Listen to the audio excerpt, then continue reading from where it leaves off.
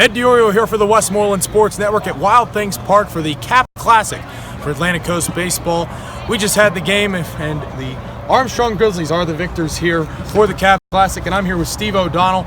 Steve went 2 for 4 at the plate while he was in the field, and then also came in to pitch the last 3 1/3 innings, having scoreless ball, not allowing a run, and ultimately kind of closing it out for Armstrong. What's it like to be used in such a versatile way for a team as kind of small of a roster as you guys have?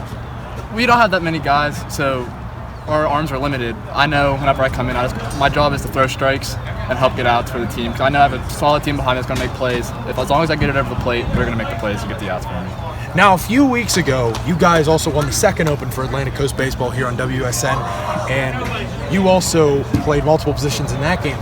But so did your pitcher, Eli Wiles, who was in left field. Talk about what it's like to have such a versatile team and how much you can depend on those guys to be able to play, kind of plug in anywhere you want. Absolutely. It's so nice to have guys that can play anywhere, because we've had a few injuries, so there's guys playing multiple positions of games that sometimes we're not familiar with, but we're just a bunch of athletes that can fit in anywhere and get the job done. Now, I mentioned your teammate Eli Wiles. He's 15. You're one of the older guys on this team, being 18 years old and just graduated high school from Karn City, correct? Yes. And talk about what it's like to be, do you consider yourself a leader? Do you consider yourself kind of one of those older guys who these guys kind of take after and look up to? Well, I try to be like that since I'm one of the older guys on the team, but I believe that everyone on this team is pretty mature for their age, and we're all just one big group of friends that get along and lead each other. So we rely on each other to get positive energy. So you mentioned how, before this interview, how you just graduated from high school. Talk a little bit about what's coming, and not only for the rest of this summer for you with this team, but afterwards going into this scholastic year.